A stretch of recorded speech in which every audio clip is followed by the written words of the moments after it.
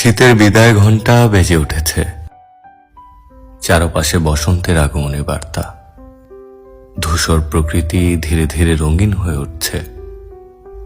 গাছের ডালপালায় লেগেছে নতুন পাতার ছোঁয়া। শীতের কুয়াশা কাটিয়ে ফাল্গুনের সোনালী রোদে উজ্জ্বল হয়ে উঠেছে প্রকৃতি। বসন্ত মানেই নবজীবনের শুরু, রঙিন মেলা, কোকিলের গান আর প্রাণের উচ্ছ্বাস। এই সময়টাতে প্রকৃতির মতোই মানুষের মনও যেন রঙিন হয়ে ওঠে। বসন্তের হাওয়ায় ভেসে আসে ভালোবাসার স্পর্শ। সম্পর্কের বাঁধন নতুন করে দৃঢ় হয়।